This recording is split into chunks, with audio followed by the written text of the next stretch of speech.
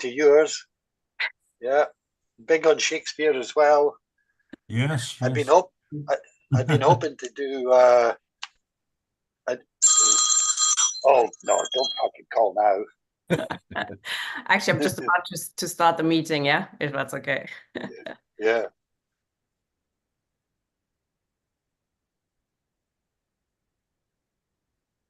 Good evening, comrades. Welcome to the launch of Communist Culture Club. It's a new Zoom series, which is jointly co-sponsored by Y Marx and the Labor Left Alliance. This is very much a collaborative effort to talk about all things cultural, films, books, podcasts, etc. But we also want to rediscover the history of our own working class culture and thirdly, work towards building a new international culture for the left, where socialists can engage in open debate, where we question everything and everybody. So we're going to jump right in because our first speaker, Ben Lewis, has to shoot off to another meeting. We're going to talk about Women's Day. Tomorrow is International Women's Day, which has become very tame and really been incorporated into establishment culture. You might have seen Rishi Sunak and his lovely billionaire wife trying to tell us, for Grazia magazine, that they have little squabbles about who makes the bed and how they love to make the table, as they said. I mean, clearly neither of them does. The housekeeper does. So we have with us Ben Lewis to remind us about the radical roots of International Women's Day and how we could perhaps reclaim this date in our diary. Within capitalism, which of course oppresses men too, women do still get a double or triple whammy. So in a future session, we also want to look at the culture of matrilineal society, for example. But for now, over to Ben Lewis and the German communist Clara Zetkin, who we both named our daughters after. Hi, Ben. Hello everyone. Apologies to do this classic thing where you give a talk and then have to run away and not take any questions. So if you do want to contact me with any questions or anything, please just reach out, get in touch either through Tina or directly. I want to title this very brief overview of International Women's Day with Our Day. Our Day was the title of a report written by Clara Zetkin in the pages of her bi-monthly Marxist women's magazine, Die Gleichheit, Equality, on March the 29th, 1911. It was a report of the first demonstrations of International Women's Day, Working Women's Day as it was back then. And I promise that I will have this article translated tomorrow for this occasion, because it's obviously on the one hand a kind of fascinating insight into what actually happened on the day itself. The first International Working Women's Day, as I'll describe it in a second, was celebrated and commemorated in Germany, Austria and Switzerland and Denmark. Those were the four countries for the first year in 1911. But also it's quite prescient insofar as it outlines some of the issues that Tina just alluded to when it comes to the struggle for women's rights and its place within the struggle against capitalism. Here, two pictures. On the one hand, Clara Zetkin, that's her recently produced letters that I'm working on translated into English. The other comrade there is Käthe Duncker, a very important but largely overlooked figure in German communism. And they were the two main motivators of a motion presented to the second International Conference of Socialist Women in Copenhagen in 1910, where it was decided, following on from other developments in the workers' movement, not least the Socialist Party of America's National Women's Day, to dedicate a single day for a demonstration, for a celebration for women's suffrage. That was the main goal of the day itself. But obviously that was part and parcel of the outlook and approach of the international socialist women's movement more generally, which, as I've written about on many occasions, was essentially a way of organizing women, workers within the framework of the Socialist Second International and the mass parties of the Second International. So you can see here the motion that was passed. And these women were that passed this motion. This was about a meeting of about 100 women in Copenhagen, the second such conference, I think, from 13 countries, including the first elected female MPs who came from Finland. There were 3 of them there at that conference. And they were at pains. There were a number of controversies that kind of went through this conference at the start about the nature of suffrage and what it should be. And the opinion that won the day was that of Zetkin, Dunker, and the radicals in the movement, which said that we shouldn't be content with a kind of so-called partial suffrage, or what Zetkin once called a ladies' suffrage, i.e. a suffrage based on property rights, the existing suffrage that there was for men in Germany, for example, 3-class suffrage based on property and tax duties. Some women in the bourgeois women's movement, for example, would have been quite content with having the vote for themselves, but not for their servants or the people they employed. And there was a controversy about that at this conference, and the radical view won out at the end of the day. What's interesting when it comes to it's got a long and kind of complex history in terms of the Women's Day. I say the first one was 1911. The Russian women celebrated their first International Women's Day, I think, in 1913 or 14. And from that was always the last Sunday of February, the equivalent of which was the 8th of March. And from that time, then that was a kind of standard day in the calendar of the socialist movement. There's obviously a long and complicated history in terms of the Eastern Bloc and the Western Bloc and how things developed. But it should be remembered that while in the Eastern Bloc it was kind of it was maintained as a day of celebration, at the same time it was also kind of depoliticized.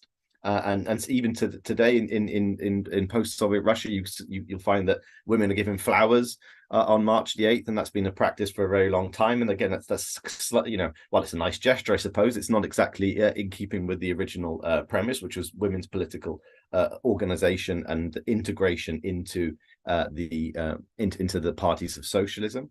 And in the Western world, it's following World War II in particular.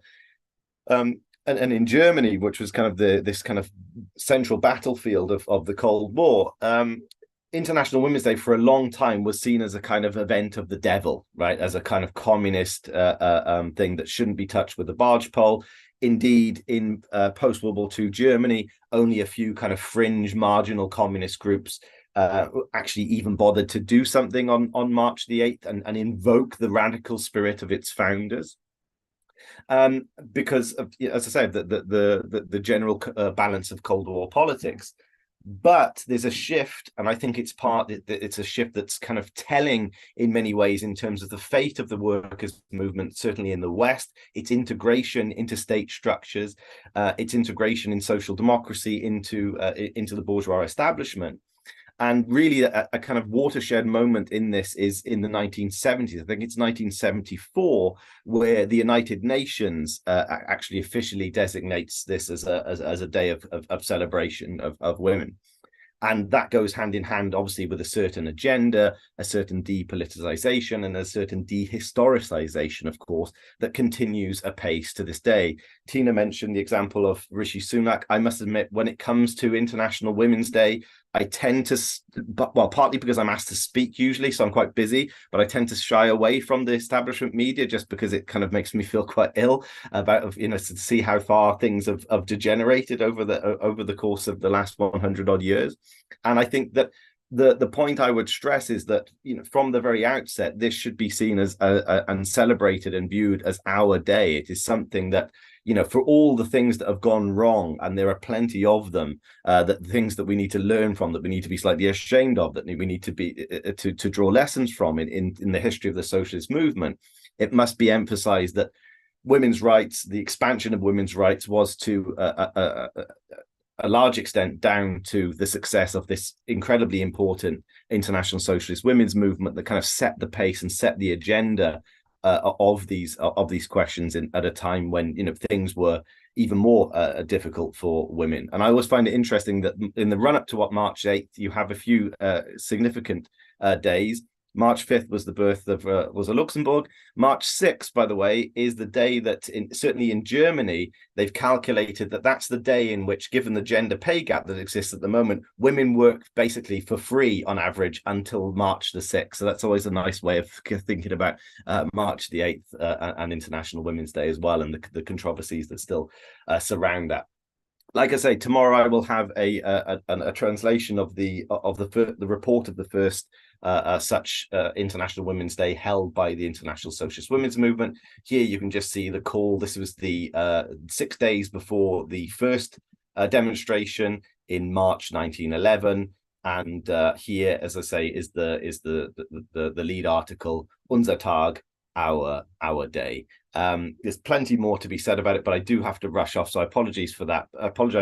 But I just wanted to give you a quick kind of overview of where it came from, why it came into being, why that history has been lost, and why also, in a sense, even on the far left of kind of we may not have forgotten where International Women's Day comes from. But as I argue in my book on Clara Zetkin, which Tina can promote later on, we've also kind of lost what was unique about the International Socialist Women's Movement, its particular agenda of always tying or marrying the question of the oppression of women to the social question more broadly, and their emphasis over and over again, and you'll see this in the article I'll translate tomorrow, that the emancipation of women must be the work of working class men and women together, and that's always something worth emphasizing. So of the 1 million people that came out for the first demonstration in March 1911 in Germany, it was men and women together, most of whom, not all of whom, were organized in German social democracy. I shall leave it there. As I say, if you have any questions, please send them over, and apologies I have to run off. Thank you very much, Ben. If you could stop sharing your screen, yep, that'd be good. Thank you for coming along. I could speak with you for hours about that. Just one quick thing before you have to rush off, because it's also important to remember that she was not a feminist, was she, Clara Zetkin? Yeah, that's right. So that's you will see more about that in the article. And it's also in the book. So that's one of the controversies that, again, we've kind of lost our own history, and in a sense we've allowed then this history to be appropriated by establishment feminism, the usual girl boss stuff you see nowadays, and that's a problem. But I think in terms of the left and our own history, we've lost what was unique about Zetkin and her approach to women's liberation, which I go into more detail in the book, and you'll see on my website tomorrow there'll be a translation of it of that first demonstration. I've put a very long link in the chat. I'm trying to find a shorter link to the Amazon where you can actually buy the book. But it's a good book. And they're saying where will it be translated? It's marxismtranslated.com. I'll put it up on there tomorrow, and I'm sure we can circulate it or something. Yes, I'll put it in there. I'll send out an email tomorrow with all the links. Thanks very much for joining us. Thank you, Ben. Good luck. Take care. Good luck with your other meeting. Bye-bye. Thank you. Before we get to our next session, we do want to introduce this session, this series a little bit, which is a bi-weekly series. And you might wonder, there's genocide in Palestine, going towards World War III. There's a record number of people who can't pay their rent, and we talk about culture. Of course, and I know that everything is political, including culture. And, if you look for a definition of it, it really encompasses everything that we add to the natural state of the environment and to ourselves as human beings. And there's a nice quote from Karl Marx, who took culture quite seriously. And I'm just going to share that quickly here, which might inform comrades. So it is an essential side of people's social life activity, which is expressed in all areas of activity, including work, production, technology, science, art, morality, and in their material and intellectual products, as well as in social forms of life as a yardstick for the elaboration of human essential forces. He had a way, didn't he? Making it sound slightly complex, but basically, culture is what we do with the world and in the world and to us and with each other. So this is our first session. We're still playing a little bit with the format. So please get in touch and let us know what's working and what isn't. Also, if you would like to present an item, a presentation about a film or a book, an author, a cultural question or a political question, really, we are open to any ideas and all ideas. info@ymarx.com. talking about Marx. You might have seen, comrades might have seen that there is an opera called Marx in London, a comic opera about one fictional day in the life of the author of the Communist Manifesto. It had its premiere in Bonn in Germany a couple of years ago, and it's just been produced by the Scottish Opera. We sent 2 comrades to have a look. First, I want to share the trailer to give you an idea about what this is all about. Just a second. It's quite entertaining and it's quite loud. I hope it comes over well in the... There we go. August 1871, the Duan in Batman on the run. Workers of the world, unworthy of the name, leeches on the lake, for street.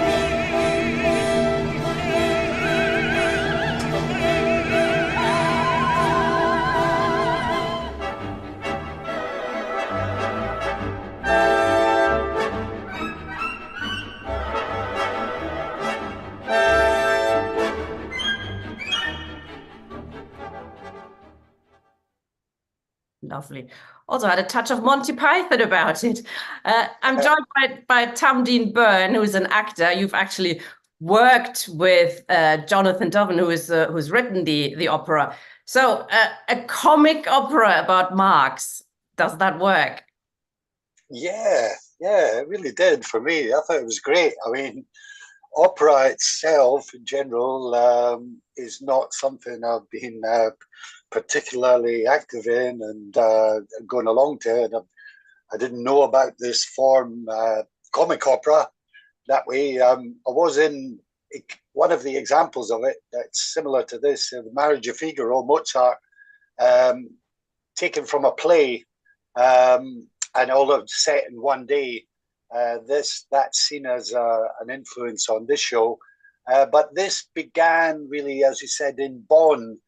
The director there, the opera, Jürgen Weber, he asked Jonathan Dove if he would be into writing ideally a comic opera about Marx for the 200th anniversary.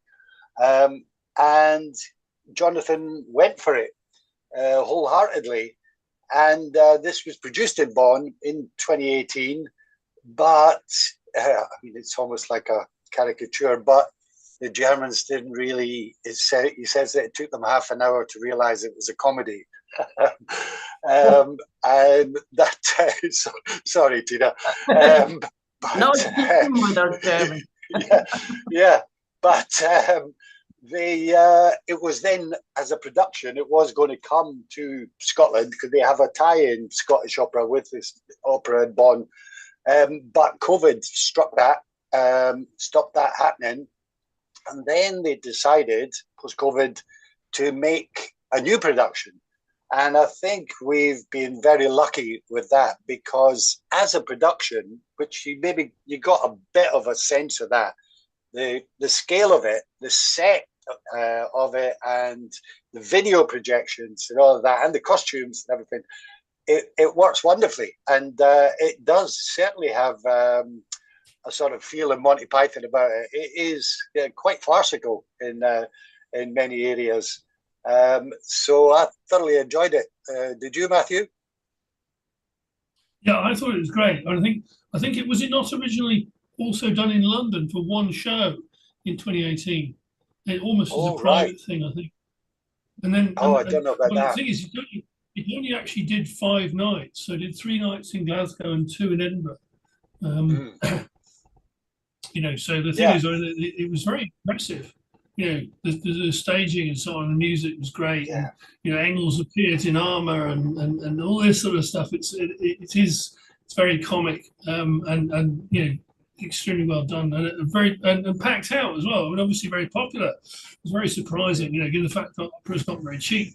You know, and obviously not a particularly proletarian audience, but absolutely packed to the gunnels. What I do know. we Well, know anything about Marx? I mean, is it more entertaining, or is it I mean, it really. I mean, from the off, you, there is a spy. You see, first of all, outside their house, Prussian spy, and then a young guy who is trying to find his origins of his family, and he's been told to go to this house.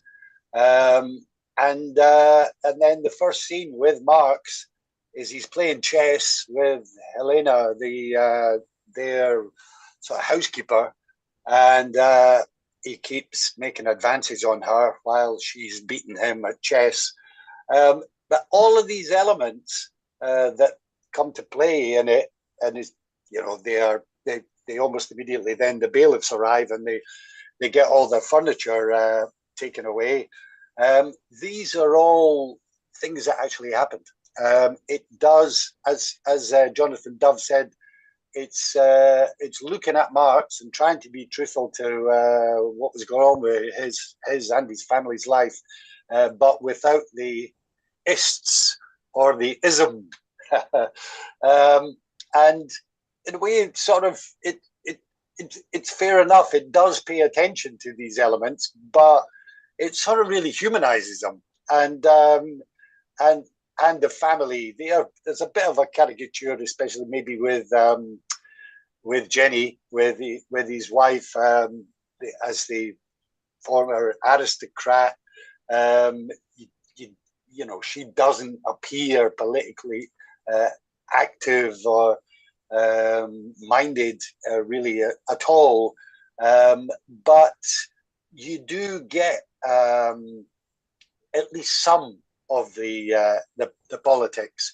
We have a scene at the end of Act One where he's gone to the reading room in the British Museum, and he's finding it hard to sit down because he had carbuncles on his backside, and this was a fact as well that he found that difficult. But he's also exhausted because he's been running around trying to sell Jenny's family silver in order to try and get their furniture back. I mean, it was actually even more difficult for them. Their clothes apparently were in and out the pawn shops through their lives. And it's all been taken. Jonathan Dove said Francis Wheen's biography in particular he used, and another one, a guy Sperder, I think it is, an American guy, who his book is called Karl Marx, A 19th Century Life. And again, it's sort of probably, isn't concentrating on the politics. But when he falls asleep in the reading room, he starts dreaming of what he would hope is going to happen. And the chorus arrives, big style, and they are singing soon, soon. And they come on en masse. And then you see that in amongst all these Victorian figures, there's also a civil rights activist. There's a nurse with a low pay sign. There's a suffragette. There's a ACT UP activist, and showing that that history has produced struggles since then. So it's not necessarily Marxist, but it certainly pays attention to that. And then in a scene later on in the second half where they have a sort of unlikely commie karaoke competition in the Red Lion pub, where he's taken on this figure. It's an Italian anarchist, and he is a made-up figure for some reason. But he trounces him in a speech that has a big cash prize at the end of it. And Marx, they do project big style, abolish private property, no more inheritance. And it did produce these sort of quiet chortles directly behind me. Were sitting behind me, and I couldn't tell whether this was sort of Schadenfreude that was at Marx's expense or whether they were how they were tickled by it. But yeah, I do think it it wasn't a fully fledged Marxist production, but that couldn't have been expected. But it did, it did pay homage to him, and I learned a fair bit from it as well. Matthew, opera used to be a working class culture. It was part of working class culture going to the opera, and now it is, only. Certainly in Italy, yes. Yes, but it was originally as a form, of course. It was for the masses, but I mean, obviously now, of course, you just can't afford it. So yeah, it's a bit different. Well, the thing is, and obviously people enjoyed it. I mean, there's a number of people. I mean, I usually go most weeks to this. We've got an anti-racist protest in Erskine against a bunch of fascists that keep turning up. But people there had been to see it and they thought it was really funny. So obviously, and it was a great production. So obviously, a lot of people thought, were really taken by it, as an event.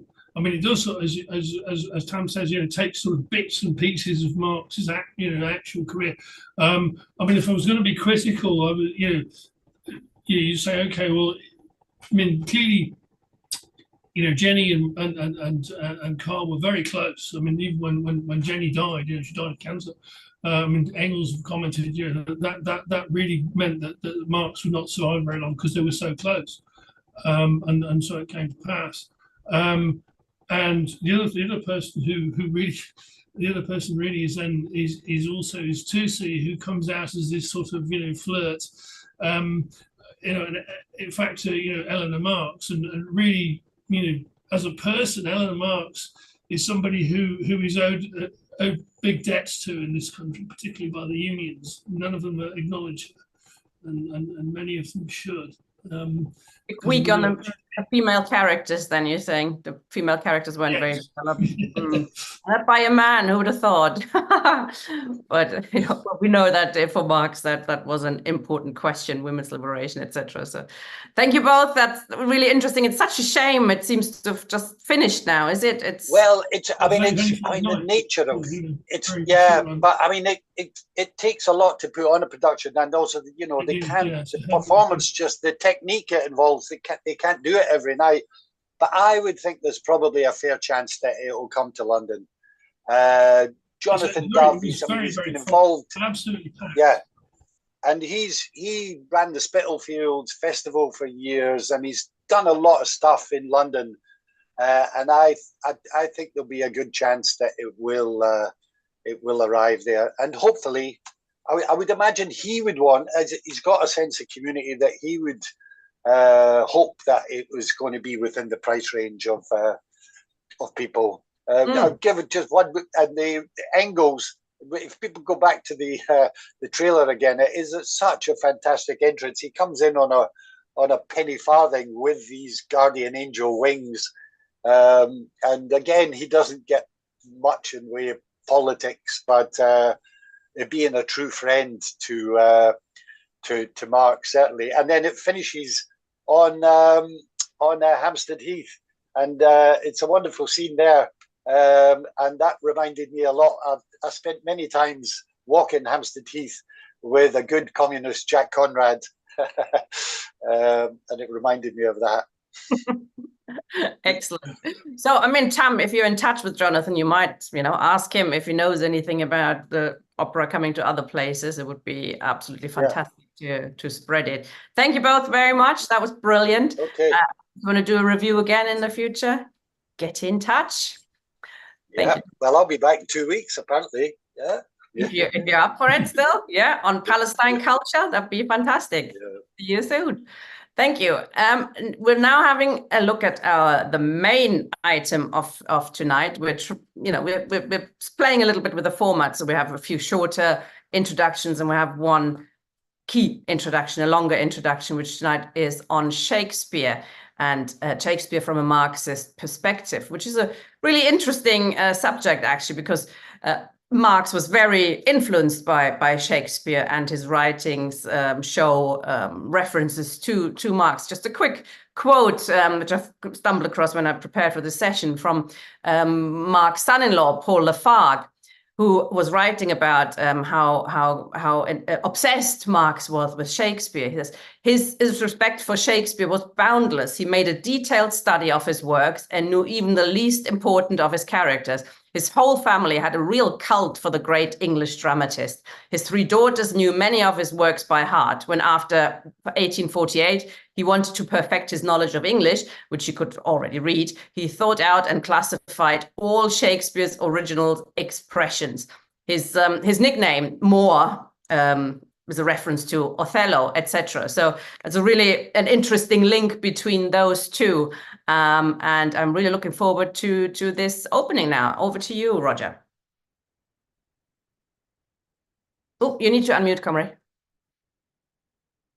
Right. Thank you, Tina. Right. First, I can at last reveal the true identity of Shakespeare. The plays of Shakespeare were written by a man called William Shakespeare. It's sheer reactionary snobbery to suggest that his poetry and plays could only have been written by an aristocrat. On the contrary, an aristocrat of that time would have written from a very different perspective. Shakespeare was the son of a prosperous craftsman, an entrepreneur, and mayor of a thriving provincial town. He has too often become, for generations of young people, an instrument of mental torture inflicted by Philistine examination boards via a compliant school brainwashing system. And as for part of my life as an English teacher, I've seen too many schools force their students into utterly pointless dissections of dead texts by linguistic analysis, digging up metaphors and dramatic irony and alliteration and iambic pentameter, treating them as anything other than dramatic entertainment. It's as if you evaluated Michelangelo frescoes in terms of the chemical composition of the paint. Plays are not meant to be read, let alone analysed, but first of all, performed. Now, Shakespeare was an actor and the manager of a theatre company. He deployed his talents to fit the needs of his time, and his very quality of empathy left him impervious to the demands of partisan allegiances. He wrote to entertain the crowds, sometimes pandering to the whims of the royal patrons who sponsored his productions, but always with his finger on the pulse of a society on the brink of massive upheavals. Everyone wants to claim Shakespeare as their own, as an advocate of the divine right of kings, or alternatively, as a champion of democratic human rights, as a secret Catholic subversive, or as a sycophant of the new Protestant ascendancy, as a conservative advocate of royal privilege, or as a forerunner of the coming parliamentarian uprising, as an upstart plebeian entrepreneur, or as a clandestine aristocratic courtier masquerading under a pseudonym. Now, we, for our part, will not cannibalise his memory. How much could the mayor of a provincial English town at the turn of the 17th century have in common with Marxism? Shakespeare was certainly not a pamphleteer.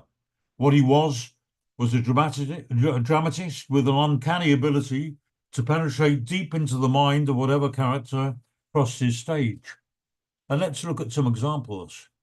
How else could he start with, for instance, the caricatured racial stereotypes of a miserly, vengeful Jewish moneylender, or of a hot-blooded black man manipulated into murdering his wife, and yet, at the same time, enter so utterly and completely into their psyche? Can Shakespeare really speak to us 400 years later as he did to his contemporaries? First of all, I'd say in his comedies, the answer is no, not really. Schools often start children off with comedies like A Midsummer Night's Dream or Twelfth Night or Much Ado About Nothing, in the delusion that these will offer an easy, fun way for them to get started. Unfortunately, the problem is that after 400 years, the old jokes just aren't funny anymore. Humour mutates with each successive generation. The jokes that I found funny in my youth left my elders cold. Tell the same ones to kids nowadays, and they just don't work. Humour tends to titillate the thinly repressed secrets peculiar to each successive generation. And for all the scintillating brilliance of Shakespeare's wordplay, these elaborate operettas of cross-dressing, mistaken identities, excruciating puns, and multiple marriages seem to us very distant, dated period pieces. Tragedy, on the other hand, strikes a chord throughout the ages. The relentless cycle in Shakespeare's tragedies of war, death, betrayal, and bereavement has the same timeless, devastating impact today as it did in his lifetime. Let's focus first on one of Shakespeare's best-known plays, Macbeth. It operates on an extraordinary weave of multiple layers. At its most basic level, it's a simple horror story, complete with witches, ghosts, murderers, black magic, which entertained the crowds just as modern horror movies do. But it was so much more than that. On another level, of course, it was an opportunistic gesture of obsequious deference towards the new king, James I, the king imported from Scotland after the death of the childless Tudor Queen Elizabeth, hence the Scottish play. The storyline can also be seen as a straightforward narration of historical facts. Duncan, Macbeth, and Banquo are real historical figures. The battle referenced in the opening scene against what is called the Norwegians was one of several battles to resist the periodic incursions on Scottish territory by the Vikings. But it was also a deliberate falsification of history. Duncan was in reality just one of a succession of countless rival gangster warlords jockeying for power. He too had become king simply by killing his predecessor, just as he was killed in turn by Macbeth to take his throne. But the flattery and the deliberate deception doesn't stop there. The witches are shown predicting that Banquo shall get kings though thou be none. Now, what's the point of that detail? The fact that King James really was the 8th generation descendant of Banquo. But there's one important little revision that Shakespeare made to the story. Banquo is portrayed in the play as a hero and an innocent victim of Macbeth, while the actual historical truth is that the real Banquo was actually an accomplice together with Macbeth, equally guilty of the murder of King Duncan. But that too is not all. In other ways too, the play shows a sycophantic deference to James. For a start, it indulged his perverse and paranoid obsession with witchcraft. It was James who was soon to initiate a reign of sheer terror and mass hysteria in which thousands of women were tortured, mutilated, burned alive, or drowned.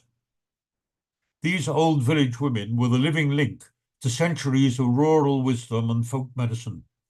The orgy of witch hunting was not just an outbreak of mass hysteria, it was designed to wipe out all traces of pagan pre-Christian traditions and to entrench through a reign of terror the absolute domination of the Protestant Church.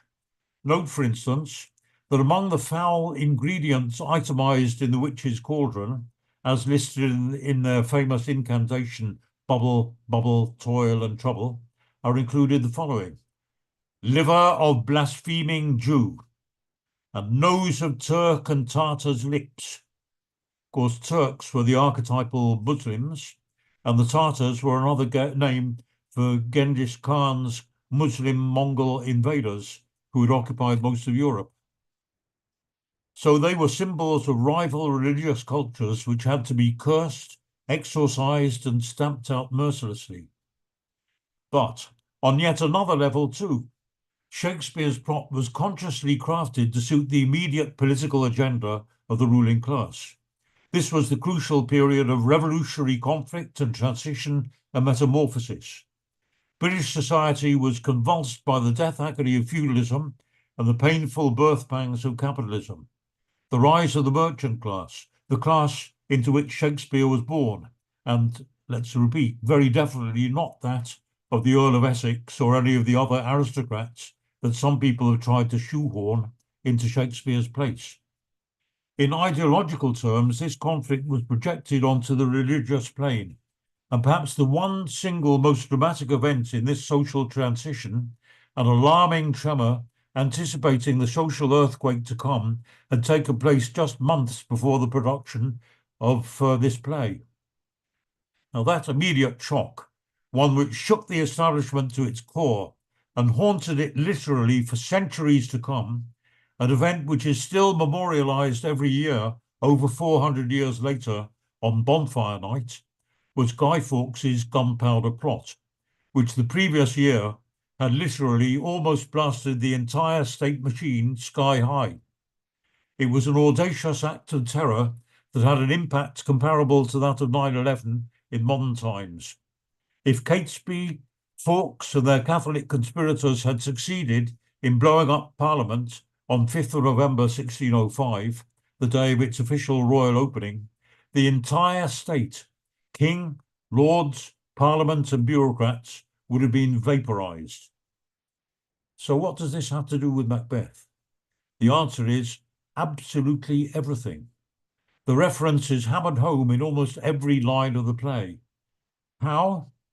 By using a device, the significance of which may mean little to a modern audience, but whose impact to a contemporary audience would have been crystal clear. The constant theme throughout the play, the motif running through almost every other line, that of equivocation. It's a constant motif, saying one thing, meaning the opposite. Double talk. The opening words of the play are, "Fair is foul and foul is fair." The opening lines spoken by Macbeth when he first appears on stage are, "So foul and fair a day I have not seen." Every one of the witch's predictions has contradictory levels of meaning, a conclusion that Macbeth reaches only too late, tormenting himself with the awful realization that their tricks and deceptions and double talk have destroyed him. He says, "I begin to doubt the equivocation of the fiend that lies like truth." And later, "Be these juggling fiends no more believed, that palter with us in a double sense, that keep the word of promise to our ear and break it to our hope." There are constant variations on this theme on almost every page of the play, even the ghoulish scene of comic relief, when the drunken porter stumbles onto the initial murder scene, jokes that drink is, as he puts it, an equivocator, because it heightens sexual desire, but dampens sexual performance. So, why this constant motif of equivocation? What on earth has this got to do with the contemporary context? What's the connection?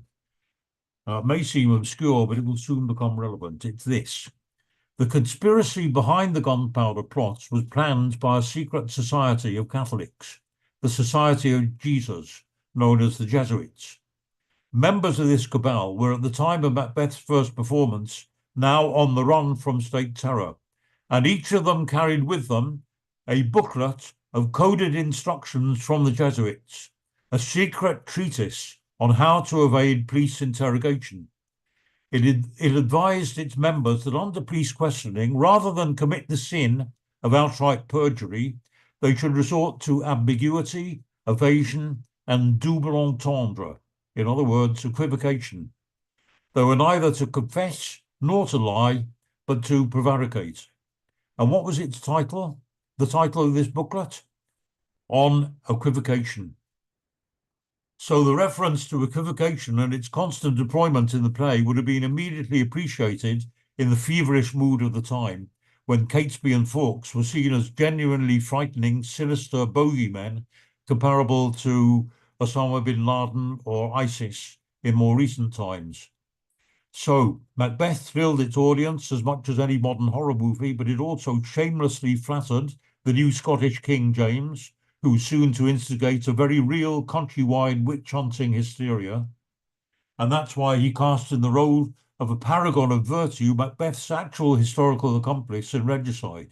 He colluded in stoking up a mass frenzy of revenge against the terrorist monster of his day, and he exposed their advocacy of the practice of equivocation as a tactic to be used to evade self-incrimination. Now, I've concentrated on Macbeth. Similar commentaries could be composed for many of Shakespeare's best plays: Hamlet, King Lear, Othello, Romeo and Juliet, Julius Caesar, The Merchant of Venice. School teachers, of course, drone on pedantically about these plays as if they were mere regurgitations from the rules of the ancient Greeks.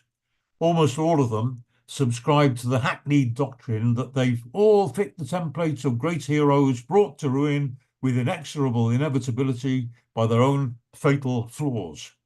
And actually, this completely misses the mark.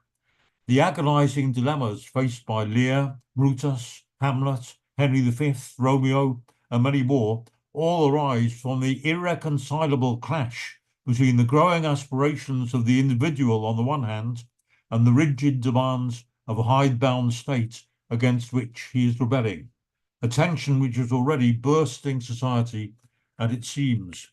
This is a recurring theme in Shakespeare's plays.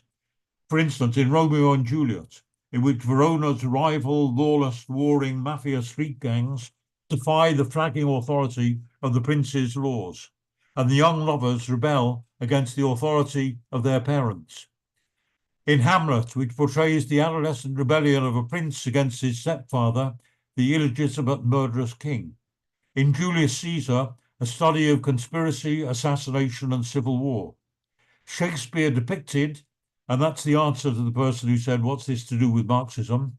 Shakespeare depicted the growing antagonisms threatening to tear apart a hidebound, moribund, rotting feudal structure. Remember that England was soon to become the first country since classical times to chop off the head of a king. Now, it's true that wherever they appear in these plays, the common masses are depicted as raucous, fickle, and malleable. In Julius Caesar, they're swayed within minutes from one allegiance to another, first by the plain-spoken oratory of Brutus, and then by the manipulative rhetoric of Mark Antony. Shakespeare was no democrat. And yet in all his best plays, you can hear, and there again is the answer, the approaching rumble of civil war, the stripping for all time of dynastic authority. I'll give a couple of examples, then I'll finish. What does the young King Henry V say while in disguise? He says, "I think the king is but a man as I am. In his nakedness he appears but a man." In King Lear, Shakespeare literally strips a king naked and sends him raving and delirious into a storm-drenched wilderness, accompanied only by a clown and a blind madman. And in this play, above all, he presents an unmistakable image where royalty is literally stripped of all its trappings to reveal a poor, vulnerable, pathetic old weakling. Again, listen to these words of Lear. "They told me I was everything. 'Tis a lie. I'm a very foolish, fond old man." And then again, "Here I stand, your slave, a poor, infirm, weak, and despised old man." And he even says, "Thou hast seen a farmer's dog bark at a beggar, and the creature run from the cur. There thou mightst behold the great image of authority. A dog's obeyed in office. In other words, even a dog, if you give it the title, then ordinary non-aristocratic mortals will fear and cringe before it." So these plays could not have been written either a century earlier or a century later. They could only have grown out of the soil of a society just one generation away from civil war. And they encompass all the poetry, passion, and intensity of a society on the brink of revolution. Right. Thanks, comrades. Thank you very much, Roger. There's been a bit of a hoo-ha in the in the chat. Comrades are taking exception to you dismissing his comedies.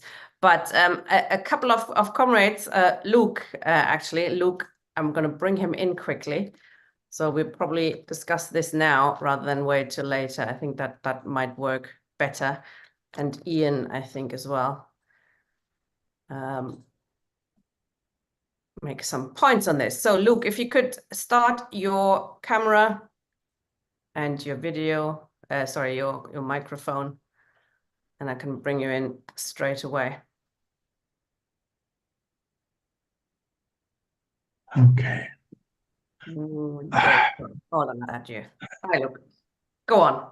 Hello, good evening.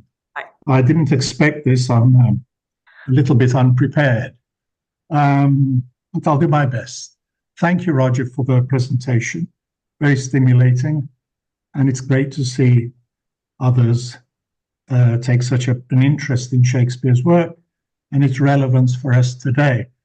I must say, though, I was a bit disappointed by the rather casual dismissal of the wonderful comedies and their profound relevance to issues of gender, above all today, and patriarchy. If you take, for example, the cross-dressing you mentioned, Roger, I don't see it as something quaint at all. I see it as an incredibly innovative device, way ahead of its time, for exploring the boundaries of gender. And we see this very clearly in Twelfth Night with Viola and Olivia, and the incredible confusion that arises in gender relations because of the cross-dressing. Of course, the cross-dressing is on one level, it's a merely practical device, because we had boy in Shakespeare's theatre, women were not allowed to take part. And Shakespeare got round this, if you like, by the device of cross-dressing. But at the same time, cross-dressing gives him the opportunity to explore what it means to be a stereotypical woman, and the freedom, the empowerment which a woman acquires when she's dressed as a man and acquires another voice. You see this particularly with Rosalind. Rosalind in As You Like It is a massive role for females.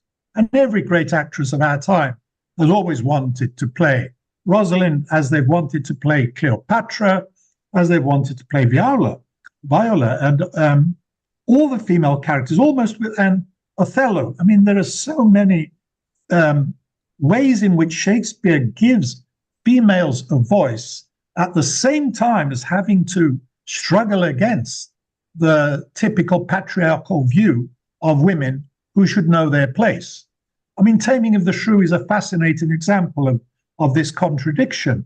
On the one hand, it's a comedy. You dismissed the comedies. I think Taming of the Shrew is a wonderful starting point for discussion. It's despised by some, and some people say it shouldn't be put on at all nowadays because of the taming by Petruchio of Caterina.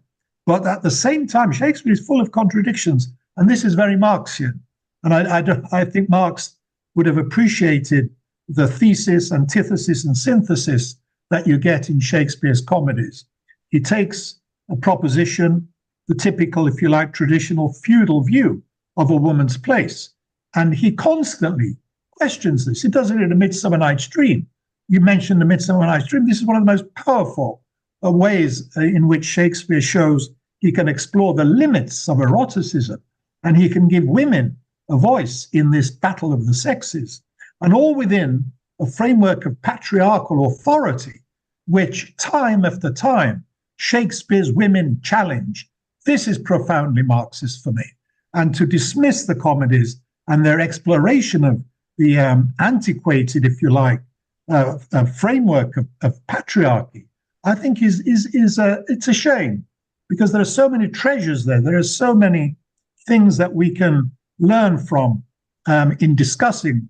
I'm not saying there's a one-dimensional, positive presentation of women by any means in Shakespeare. There are tensions, there are contradictions, and I think Marx is all about contradictions and resolving them through struggle. And the device of cross-dressing does allow Shakespeare to give women a powerful voice. And you can see that he is preoccupied with this issue when you look at the sonnets. You take a sonnet like My Mistress' Eyes Are Nothing Like the Sun. You take a sonnet like, the Master Mistress sonnet. A woman's face with nature's own hand painted, hast thou, the master mistress of my passion. There he's in the sonnet doing what he does in the comedies, which is to explore the if you like, the blurred distinction between gender. He doesn't present gender as black and white and absolute. And I think that's incredibly 21st century and postmodern, if you like. So if we look at the sonnets and what he does there with the young, fair youth, and we look at the comedies at the same time, we can see a line of connection. And it's about exploring the end of an old feudal order and the rise of a new middle class where roles in society are being redefined, constrained largely through developments in the economy and shifting social classes. And again, can I just mention, well, I've said enough for the time being. I'd also like to come back to the rather unquestioning dismissal of the authorship question, which I would have expected a Marxist to have a more critical approach toward. It's a very misguided view from what I'm a skeptic, and I'm not an aristocrat. I'm a left-winger, and I think, on the contrary, the traditional view of the authorship is a reactionary view which reinforces the establishment perception of Shakespeare, who does not challenge the current structures of power, whereas those who question the traditional story, you often find, are exploring far deeper into class distinctions in Shakespeare through the conflict between the aristocracy, the middle classes, and ordinary working people. I think I've said enough, but thank you, Roger, for the presentation. Thank you very much, Luke. I mean, we want this series to be, where we question each other very much. So you're very welcome also to prepare another session if you fancy, where you present a different point of view. We put you a little bit on the spot there. So I'd if love you to. want another, yeah, fantastic. I'll get in touch with you. I've got your email now. Thank you. Ian, you wanted to say something. Firstly, thank you, Roger Silverman. I wish you taught me Shakespeare. It was brilliant. I thoroughly enjoyed it. I had the great good fortune, despite going to a crappy London Comprehensive, it had a really good drama department. And we regularly used to go out to watch Shakespeare plays at the Open Air Theatre in London. This was before the Globe had been built. And one of my drama teachers, who happened to be a communist, said, Shakespeare is ours. He wrote for ordinary working people. He didn't write for people who spoke like this and make grand gestures and strange kind of intonation. They were just all. And when subsequently the Globe Theatre was built, with the help of a communist, by the way, Sam Wanamaker was kicked out of the USA because because of the McCarthy witch hunt. Came to Britain and was able to get a living, like so many actors who were driven out of the United States. His great love of Shakespeare and his in a sense his gratitude for Britain providing him with a home was a guiding force behind the development of the Globe Theatre. And I still recommend to anybody to go and watch Shakespeare at the Globe, because you get a feel for what it might have been like. I've sat there stood there, because I like going in the groundlings, where you just pay a nominal fee to, and you stand through the performance, but you can boo and you can hiss and you and that kind of stuff. So the other thing was, I too also happen to love the comedies. I find, though, that the problem is that the directors often murder the comedy, and of course it's down to the skill of the director as much as anything else. But there's also quite a lot of comedy even in the tragedies, because of course Shakespeare used comedy for relief along the way. The famous one, and it's one sadly which is often cut out by contemporary directors, because it's almost as if they're frightened to put the comedy in, as if we're too stupid to understand it or something like this. Can I say something about this? Yeah, in a minute. Let me finish. Yeah, okay, of course. Yeah, shut your face. And in the gravedigger scene, for example, in Hamlet, there's a little line which I quite like. He said, Hamlet asked the gravedigger, "How long may a man lie in his grave ere he rot?" And the gravedigger replies, "Well, in faith, if he be not rotten before he die, as we have a good many pocket courses nowadays that will scarce hold the line in. And then he goes on to say, he will last some 8 years or 9 years. This was a direct reference to syphilis, which was quite widespread in Shakespeare's time, and the audience would have fell about, because the idea of you catch the pox and your nose rots off and all this kind of stuff was a generalized feature. Now, there's an advantage to doing some sort of textual analysis, because otherwise you miss some of the bright spots. And there's a lot of really, really funny lines throughout Shakespeare, in both the comedies and the tragedies. But it's just one of the things I really hated when I was involved in Marxist politics in a certain northern city, which remain nameless, is that quite often you get something that's supposed to be kind of political, and it would be kind of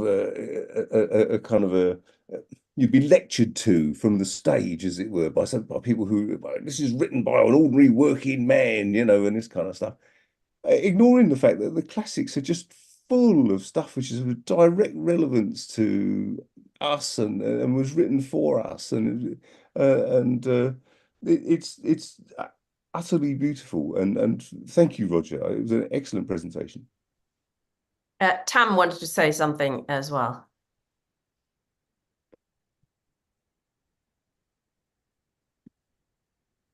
Hi. Shut the door, please, Mark. I can't get to unmute. There we are. Yeah, just draw people's attention to the what I posted in the chat. There's an absolutely fantastic talk, especially on the comedies, by a guy called Jacob Fischel, who's in New York, but a wonderful Shakespeare expert, that he gave to the Radical Anthropology group, called The Anthropology of Shakespeare. And I've learned so much from that, because like Ian, I've found that most of the comedies that I have seen just didn't hit the mark, and were sort of, it made it understandable what Roger was saying. But I just wanted to draw attention as well to what I've discovered about Shakespeare and his influence in Gaza. There's a wonderful Gaza monologue called From Gaza to Shakespeare. It starts off, "Help me, my friend, how can you be present? After more than 500 years, you jump before my eyes with every image and every cry. I hear you screaming with the children and sharing their crying with the mothers, dressed in black like Hamlet's father, emerging from under the rubble carrying a child's toy." If you go to the Gaza monologue site, you'll find all that. And Rifat Alaria, who was assassinated in December, on YouTube, there's a whole range of his lectures on Shakespeare to his students in Gaza, who he encouraged them to learn English and to study Shakespeare. And there's a wonderful book called Enter Ghost, Isabella Hamad, about a production of Hamlet going on in the West Bank. And I was hoping that we were going to have, there was going to be a Shakespeare celebration on his birthday, April the 23rd, where all this would be raised in where it all started, before the Globe, where Ian was talking about, in Shoreditch. I was a member of the Shakespeare in Shoreditch Society, and on the 400th anniversary to the day when it moved from the theatre to the Globe, we did a production written by an amazing actor who played Mercutio in Zeffirelli's Romeo and Juliet, John McHenry. That he wrote a play about a production of Tamburlaine being rehearsed, and the bailiff's at the door, so they have to give up. And I was in this production. We did it. It was between Christmas and New Year, late 90s, and we then marched from Shoreditch to the Globe with two wooden beams represented what they took from their we marched through the city. You know, between Christmas and New Year, the whole place is dead. But we had two oxen taking these down through the city, and Mark Rylance was waiting for us at the Globe to celebrate that. That was an extraordinary event. Yeah, I'll leave it at that. But this is great. Yes, great chat. Thank you, Tam. Roger, do you want to reply to? Oh, I think Luke wanted to say something briefly. In addition. Well, there's so much we could say, and I don't want to monopolize. The previous speaker just mentioned Mark Rylance. Mark Rylance is not an aristocrat. He's not reactionary. He's one of our great Shakespearean actors and has devoted his life to Shakespeare. And he's a Shakespeare skeptic concerning the authorship. I think we should bear that in mind. And many other great actors of today, including Derek Jacobi. I don't think they're snobs. And I actually think from a Marxist perspective, there is much more mileage to be got from recognizing the true nature of Elizabethan theatre as having its roots in the aristocracy, in the sense that Shakespeare's plays were not first performed in the Globe. They were first performed for the Queen. They were performed in the palace. He's a court poet and a courtly poet above all, and a courtly playwright. Once we understand that, and there's a book by Richard Dutton, a great mainstream Shakespearean scholar, called Shakespeare Court Playwright. I recommend we have a look at it, because he explodes the myth that Shakespeare wrote primarily for the masses. He has nothing but contempt for the masses. And we must recognize this. This is not what Marx liked about Shakespeare. He does time and again show he has no respect, and he thinks they're good for a laugh. They smell, their breath smells. He brings them in when he explores the riots which followed from the dearth, from the famine in those times in Coriolanus. And this is what we should be looking at, what he does with them in Julius Caesar, in Coriolanus. This is an aristocratic perspective. He's an aristocrat through and through in his ideology. I don't know who wrote the plays, but the ideology of the plays, if we're talking from a Marxist perspective, is the ideology of a feudal cast of mind which sees the feudal order crumbling and sees the rising middle class taking the place of the corrupt and bankrupt aristocracy. So the comedies, it's misleading to think that comedy in Shakespeare means laughter. It doesn't. It means at the end of a comedy, people get married. At the end of a tragedy, they die. This is the essential, quintessential distinction, not that it is funny. Because as a previous speaker mentioned, Shakespeare mixes comedy and tragedy in all of his plays. The tragedies are full of comedy. And the point is about the comedies that they end in harmony, sometimes a very forced harmony. It's particularly in The Taming of the Shrew, for example, and in the problem plays. The harmony which is forced upon them begs a lot of questions. And this is what I find is radical about Shakespeare, the gaps in Shakespeare, the contradictions in Shakespeare. And we should mention Timon of Athens, which was Marx's favorite Shakespeare play, and the exploration of the power of gold. And it's all done through the perspective of the ruling class, Roger.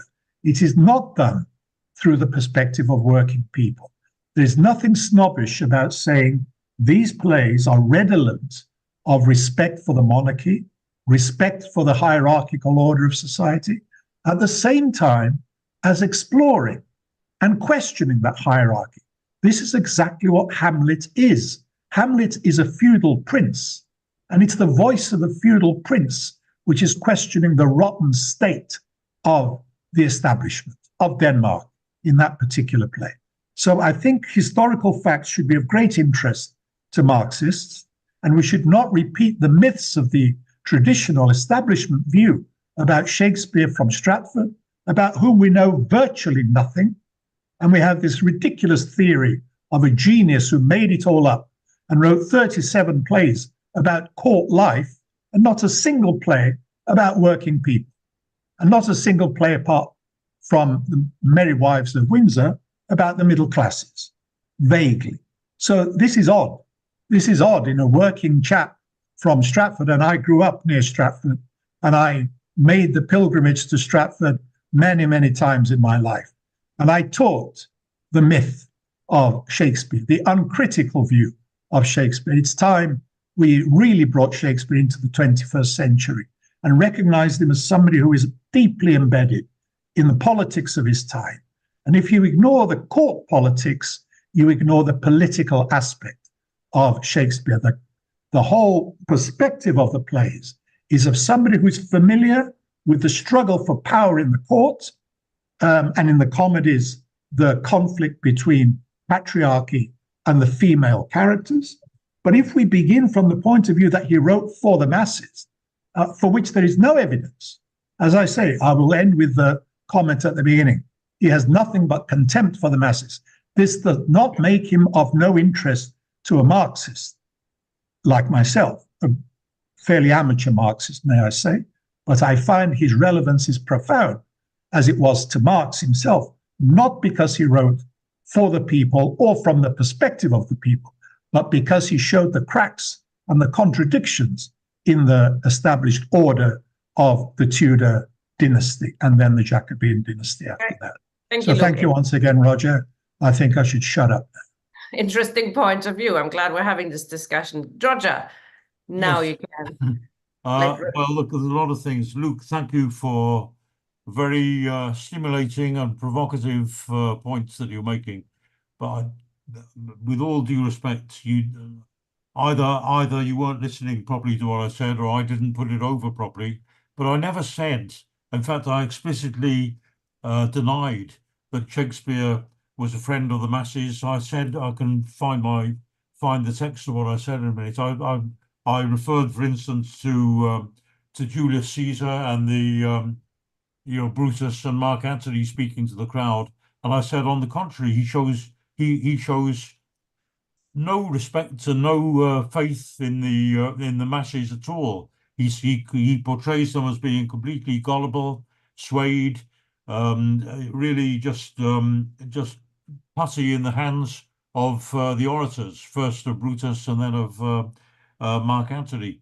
I didn't say that he was any friend of the working classes. I said that he was, but I did say that he was showing the collapse and the breakdown of the old feudal monarchic structure and anticipating the revolution and the civil war that was coming. And I think that is the only way that can be explained. And when you say, the traditional view, I was not putting a traditional view at all. The traditional view, the one that is always taught by the mainstream, is always that Shakespeare is somehow sort of timeless.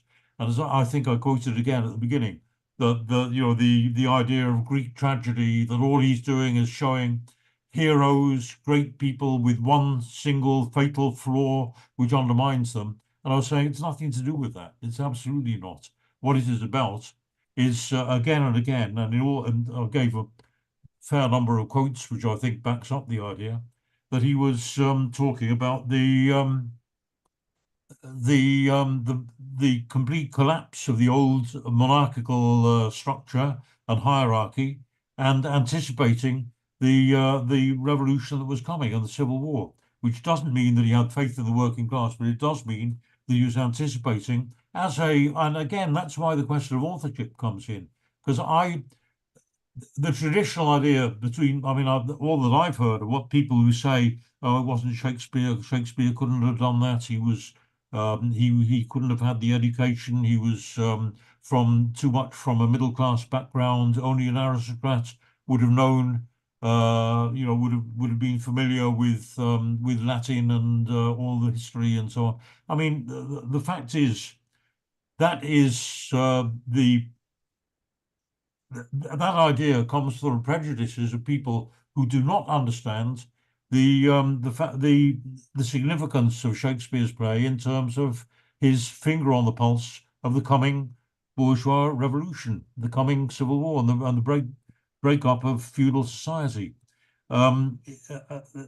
I just, as for the comedies, by the way, I mean, I didn't say they weren't any good. I said they don't work so well for a modern audience, and they don't. And the reason, all I was saying, I made my comment that humor is very ephemeral. It changes very much from generation to generation. And what seemed funny 400 years ago doesn't really work. And I'm saying that as the experience of teaching in schools, where so many schools start by saying, "Oh well, let's give them a nice easy introduction by letting them watch what Much Ado About Nothing or something," and it's completely confusing. It's just so difficult for them to follow, and the humor they just don't find it funny. And maybe there's something wrong with me, but for me, I just don't think it works. And I think for most people, it's the same thing. The tragedy, on the other hand, immediately they strike, and I agree. Of course, there's comedy in the tragedies, and I suppose to some extent vice versa. But I mean, I quoted the comic scene in Macbeth where the porter knockabout farce almost to the drunken porter coming in just at that fatal moment, just after the murder of Duncan. There is humor, of course, in the tragedies and so on, but the comedies themselves are very, very stylized, and they belong to an era so removed that they actually are. I don't think that they have much impact nowadays. Maybe other people see it a different way. Maybe, I mean, I would very much like to hear a lead off by Luke, on putting his point of view, although we got quite a lot of it tonight too. And maybe I can come in perhaps, and we can have a bit of a debate. Sounds very interesting. Thank you very much, Roger, and thank you, Luke, Tam, Ian, all contributed to this discussion. We can continue it a little bit later if you have things that you still want to say, but we want to get to our next item before people get tired. And this is The Way, a three-part drama series on the BBC. The Daily Mail and the Telegraph are gloating that it's got the smallest audience ever for a BBC primetime drama. That's because it's about the left, it's rubbish. But, just under 1 million people watched it live on BBC. I reckon though quite a few people will have watched it like myself. I binge it on iPlayer. That's how people usually watch TV these days.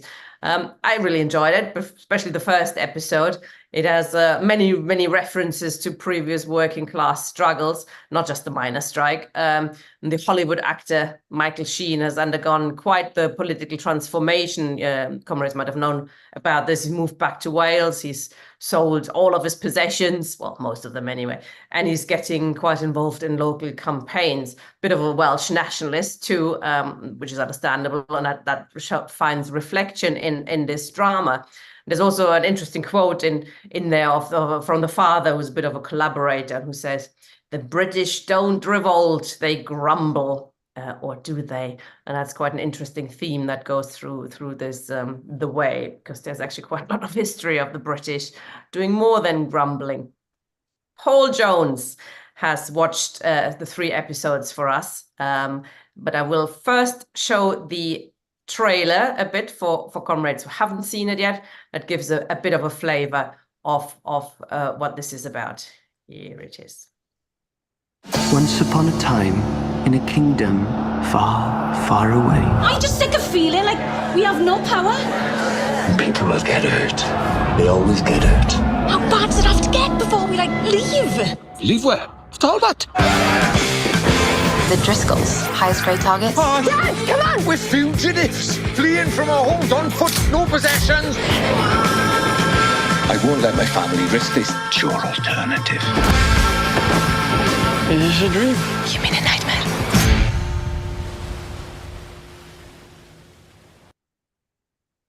Paul Jones then, he's got problems with his camera, so we're just going to hear from him.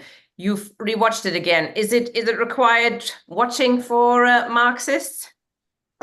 Yes, I think it is, and I think the Daily Mail hate this story because it tells the tale of this Port Talbot uprising in the near future in a kind of imaginative and accessible way, and that reflects, contemporary fracture point. It's a story about people coming together because they have to, even despite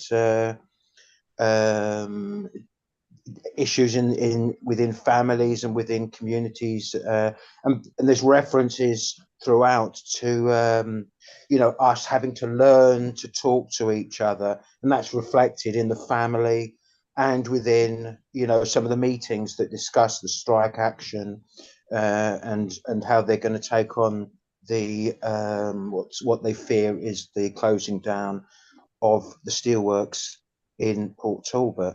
I think it's also interesting that we've got a program on television that uses the language of the labour movement, of socialism, something that wouldn't have been so out of place in the 1970s. Things like Labour Today, and this is something that's quite rare now. So I imagine it did give a few people a few sleepless nights. And as you said, like the director, Michael Chino, I think is a native of Port Talbot. Probably you could describe him as a kind of Welsh Republican socialist. Is set in the near future, as I said, and it's has aspects of kind of magical realism interwoven with strong themes of that were very recognizable: social and industrial decline. I think actually the Daily Mail posed 697,000 views directly, as opposed to 2.3 million for Celebrity Big Brother. But as you said, iPlayer is one issue. But I do think we need to accept that we live in a depoliticized moment, and that's kind of reflected in the way there's lots of reference points to lots of references to, we just want everything to get back to as they were, and and like a nostalgia for a time when people cared about us, which I thought was interesting. I mean, the story starts with one of the workers in the steelworks being, falling into the furnace and being burnt alive. And it's ironic, given the recent self-immolation of Aaron Bushnell, that it starts with the worker's father going into the high street and setting himself on fire. And this sort of sets in motion the story as it unravels. One of the chief characters, Jeff Driscoll, and it follows the Driscoll family. He's a trade union steward, and he's the father of he's the son of a miner and someone involved in the miners' strike who kills himself after the defeat of the miners' strike. And I think this is a very strong theme throughout.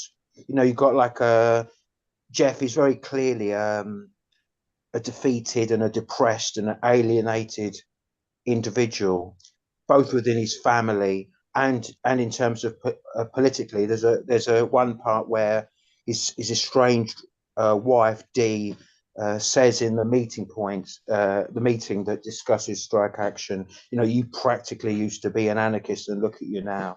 He's described within as a conciliator by the more radical chief steward. Owen, the chief character, who's his son, notes, "You don't do anything," and it kind of highlights his kind of decaying role as a union activist and as a father. You're seeing, and I think this is probably themes that are very recognizable to people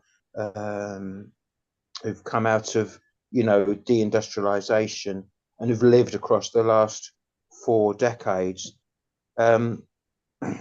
Another very interesting theme is like different aspects of mythology that are interwoven, and there's lots of like stuff that reflects Sheen's kind of Welsh nationalism. There's like this, he grabs hold of this sword, and it's which is chucked into the sea at the end, and it's kind of evokes kind of pan-Celtic Arthurian legend. Equally, there's lots of other sort of subtle reference points throughout. There's I don't know if you've noticed the Red Star Chinese takeaway, and there's an argument at a kid's birthday party where Dee faces off with one of her neighbours who pays homage to Thatcher, enabling her to buy her council house while she's talking about we need to do something because our children have got no future. So these kind of arguments that take place in working class communities is kind of given an airing throughout.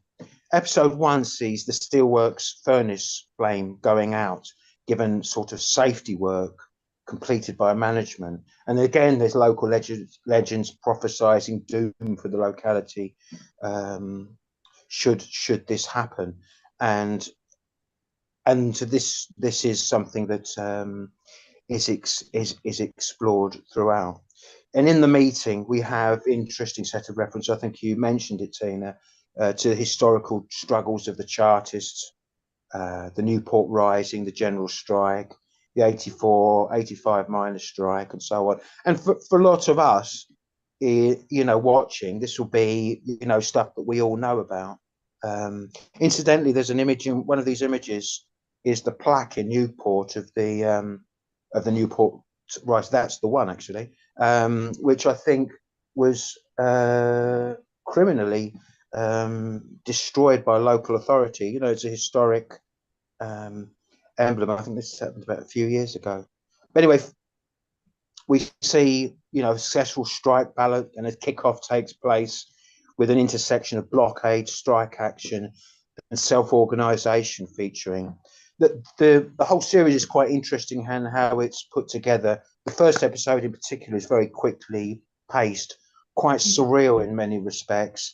It's cut in with lots of CCTV imagery, lots of references to social media, even emojis sort of flying about. And it kind of provides link between, intergenerationally between like traditional forms of struggle supplemented by new technology, which, for us potentially allows movements to emerge quickly. However, we see in that the heavy response of the state, and in part of that, they turn off the internet. And in episode 3, this is identified as leading to a generalized glitch. And throughout, you've got TV images that sort of play on this like nostalgic feel. There's lots of clips that emerge from Carry On films, Dad's Army, Benny Hill, and so on, which is quite amusing. But the discussion flowing on from that notes how we create the online space by what we are upload, and we're just rehashing like the present from the past. And I desire for a more secure existence. I want things back the way they were, is said, and that's counterposed in discussion by us needing to imagine a different future, which I thought was interesting. The themes of class are obviously, there's a lot of themes to around Wales and so on, but the themes of class are unquestionable, and they both reflect Michael Sheen's politics and our own fractured moment. The issues explored, could just as easily refer to other ex-industrial areas in Britain or internationally. And I guess like Welsh nationalism, the feature of this, we see this in Scotland, and I've seen other comments, people talking about, my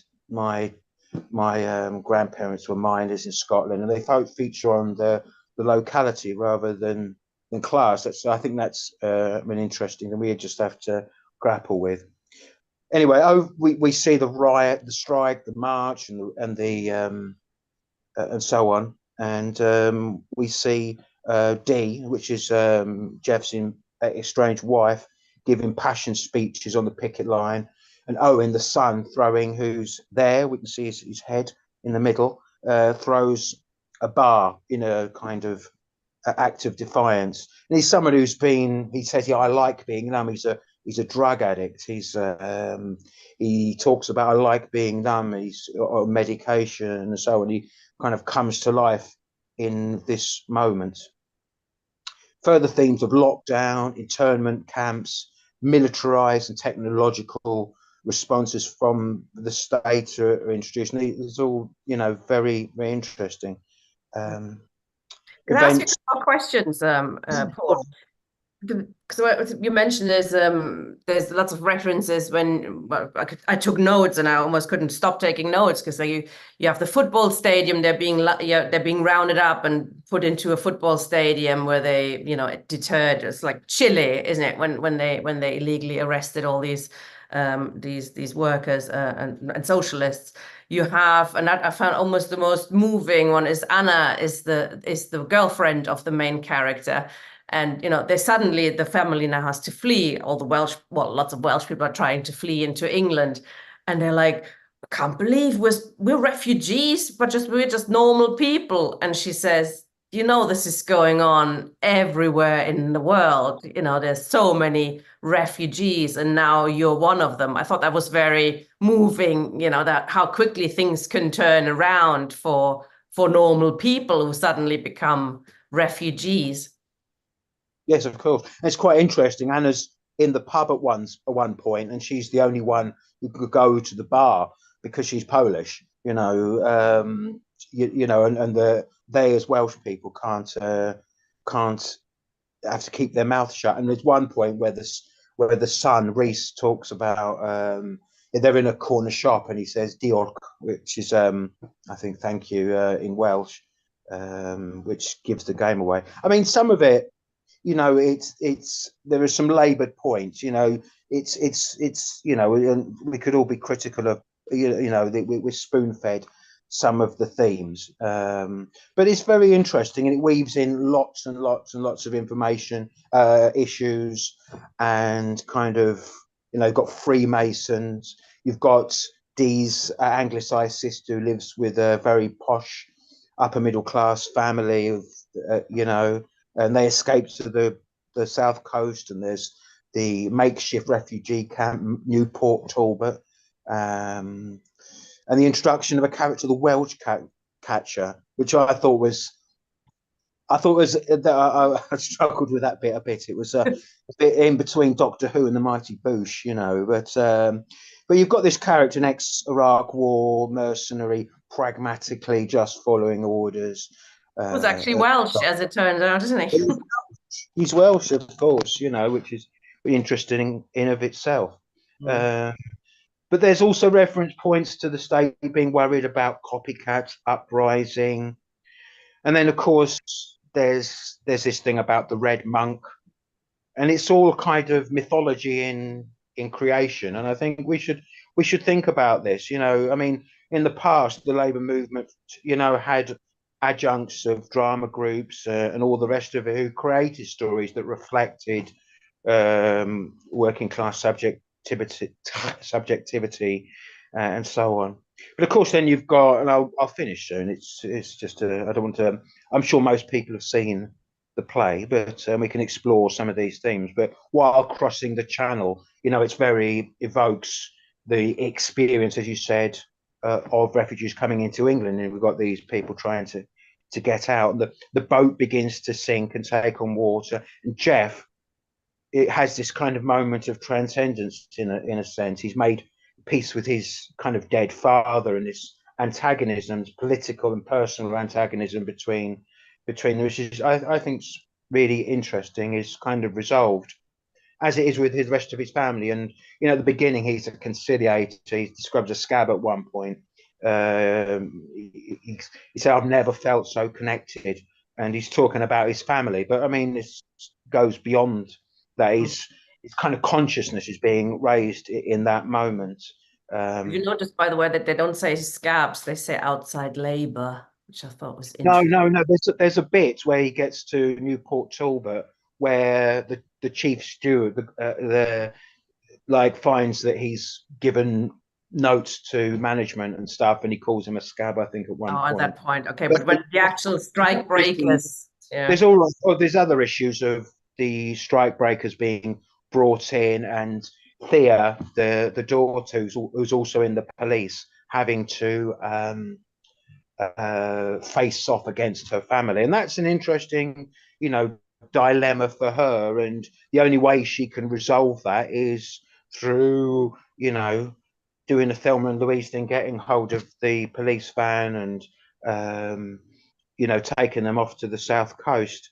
Yeah, so it was interesting that they used private policing, didn't they, or a private company to police or something, I think they were called, and they're interesting. They're all very hyped up as well, and there's obviously lots of reference points to the miners' strike throughout. I think some of the identification of the role of women again is quite interesting, and again probably speaks to the experience of the women's support movement during the miners' strike. But what was interesting about the policing, I think during the miners' strike, they made a point of not using local police, didn't they? Because these communities, they knew each other, and you actually saw that happening. They didn't do that in this one, where the daughter has to arrest her brother, etc., and they try to avoid all of that because often the police then would go over to the strikers.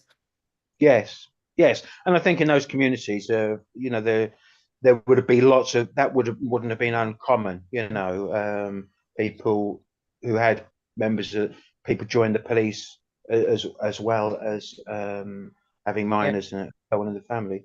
So I think sometimes. Sorry, go on. Sorry, can I ask you one thing and one theme you mentioned? This is the looking back. I thought that was slightly labored. We want to just things go back to normal, and at the end he's got the young man who he's trying to go back to fight, but you do wonder what is he fighting for, or what is his kind of vision, and that perhaps reflects somebody like Michael Sheen, who's very angry with the state of the world, but I don't think he's a socialist. He's clearly got no idea where to go or what to do. So it's all like a reaction against something without an idea of where to go beyond. We need to fight back. Yeah, but what are you fighting for? I think he's obviously been privy to working class history, to aspects of the socialist tradition, which a younger generation probably are less familiar with, and it's kind of it's interesting. You've got this like the guy, the Jeff's father, who's been in the miners' strike, militant, and all the rest of it, very much part of the upswing of organized labor in the 1970s, and the defeat of that generation. Jeff's probably my age, mid-50s and so on, and the generation oncoming are kind of having to relearn some of these themes and practices, because they have to, which I think is interesting. I mean, stylistically, as I said, there were definitely limitations in this. Much of it's forced, but the logic of it, I think, is that we need to act and be successful and struggle, and it's that intergenerational thing I thought was quite tenderly done. As well as it's very entertaining in parts, and there are a few laughs. It's not laboured, it's not art house or what have you. No. And there's references to getting out of Hell Island, which I thought was interesting. If anybody would like to come in actually and ask a question or make a contribution on this subject or any of the subjects we've discussed tonight, please click raise hand, which is at the bottom of your screen, and I'll bring you in. Paul, you've got your hand up, Paul Fleurs, but I think that's possibly a mistake. If you do want to speak, you have to allow me to make you into a panelist. So please accept that. So what I found a bit strange about some of this as well is at the beginning it shows, this strike kicks off everybody's grievances basically, and you've got the fascists coming, and you've got sort of neo-Nazis coming, and people giving speeches against foreigners and stuff. That I thought that was a bit labored, and they're dividing up the area into, that I think that reflected a little bit perhaps a lack of a political direction of the production team. What did you think? Yeah, sorry, is this to me or to Paul? I think Yeah, you were sorry to you, Paul. Okay. Yeah, I think so. I mean, and that may well, to us, it's probably. I don't think you get that huge variety of political tendencies existing in some of these areas, whereas you might get something like that happen in London or Manchester, perhaps. But I think still it sort of reflected like tensions and different ways that people can gravitate, different ways in which people can gravitate. It's not, we don't all, automatically become organized communists or Marxists, and we don't, the process of building a party and building industrially, politically, culturally isn't something that just comes through heroic actions, informal networks, as useful as they are, and our job, if you like, is to build on these struggles, to learn from them, to generalize, to locate them within a movement for socialist transition, and I think that's part of what we're doing here with the Communist Culture Club, and the cultural aspect is as important in some respects as organizing at work or being involved in political education, political action, and so on. Absolutely. Maybe that will come in the next episode, the next series. Who knows? Indeed, thank you. We've got a couple of people who want to speak on this. Ian? Just a brief thing. It's about the whole notion of tendentious art, really. I mean, sometimes when you sit through a Ken Loach film and you're subjected to, an hour and a half, 2 hours of unmitigated gloom preached to people who already made their minds up anyway, it's just dire, really. I can't abide it. And I watched this series, and I actually enjoyed it. I really did, and I thought it was good that Sheen made it and all the rest of it. But it's always a problem, isn't it, when you're trying to get something across politically using art. That sometimes it can fail because people just switch off completely. And yet, on the other hand, it can be a sort of a real spark in a way. I mean, at the simplest level, the drama about the postmasters travail, rest of it, has really kind of stirred people up, and people could, people have known for ages that these poor people were treated mercilessly by the post office, and now all of a sudden, even politicians have to take notice. And from that point of view, art can be brilliant in terms of giving a voice that wasn't there. But when it gets all sort of preachy and it can just sort of be tiresome, really, and no one's. That's why, in a way, I'd much prefer looking at the classics and Shakespeare, because they engage with things which go across the centuries, really. They remain fundamentally human concerns. And of course, the political context is extremely important, but it's not. But that's different from agitprop type stuff. And the funny thing is that when you look at the Russian Revolution and the Bolsheviks and prolet cult, for example, prolet cult started off with fairly admirable intentions of bringing culture to working people who wouldn't have otherwise had an opportunity. So sticking a cinema on a train, for example, and taking it out some remote area was a wonderful thing to do. But of course, what you end up with is the end. If it's not about men in grubby shirts toiling and and overcoming things and whatever, then it's somehow not working class art. That's the sort of thing that irritates me beyond belief, I suppose. Not that there haven't been some good stuff. I mean, but it's that. Yeah. To just kind of sit through it and you, oh God, and again another dreadful poem by someone, and there was a little bit of that in in the series, wasn't there? Something a little bit tendentious about the whole thing, but notwithstanding it, I thought it was an excellent series. So you're doing introduction on Ken Loach films, yeah? Or Ken? I'd rather stick pins in my eyes. Whoa, gosh. In solidarity with Ken Loach. So there's some great Ken Loach films.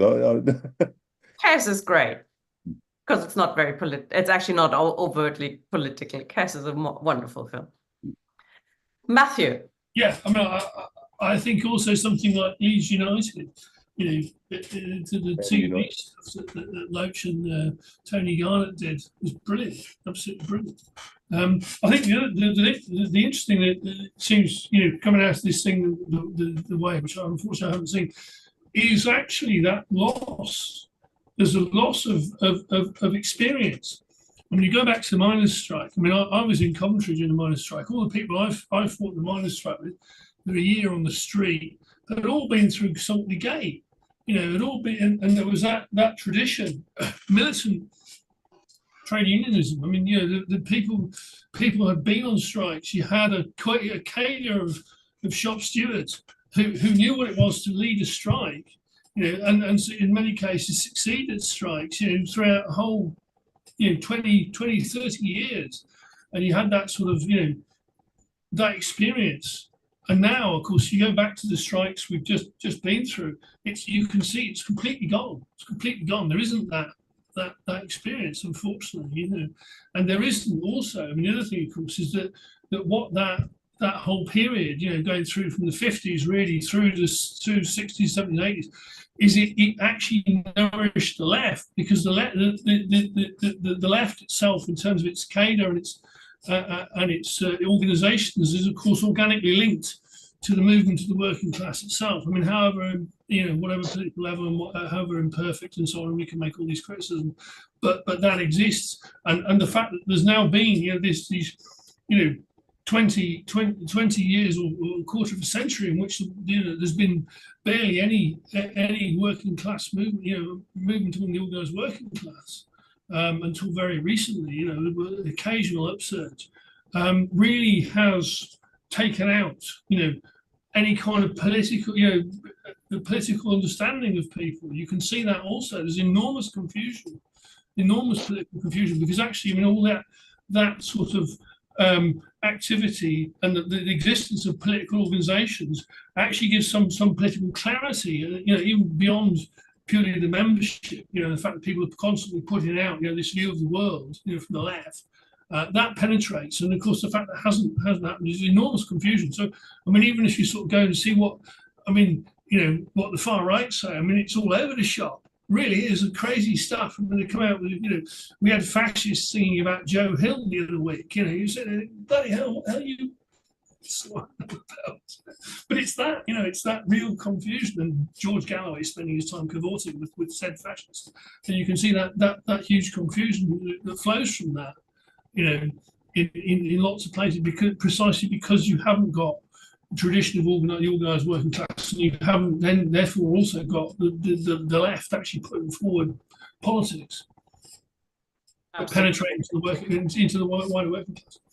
Absolutely, and you know, our series is a little attempt to try and change that and start talking about culture, but also building up our culture. And we're appealing to comrades who are watching this or on video or live or afterwards, to get in touch if you would like to present something, a question, would like to talk about something, even if it's in the chat. But if you might make a presentation, a short one or a long one, please get in touch, info@ymarks.com. We'll also make an effort to get international speakers along, communists, socialists, Marxists that are active abroad, etc. I think it's really important that we build international connections with these comrades and start talking to each other, and not in a, you know, you build our own sect over there, but in an open and democratic way where we can challenge each other's ideas, as we did today with Luke and Roger. I very much enjoyed that, actually. I think that's always the best way to learn something, by having a debate. So next week we are starting our new series, ABC of Marxism, with Ian Spencer, and the week after, so they're both going to run in a 2-weekly cycle. The week after, we're getting back to the Communist Culture Club. So get in touch, please, if you have suggestions. Also, if you didn't like anything today, it would be interesting to hear criticism and what we could do better. Thank you, comrades.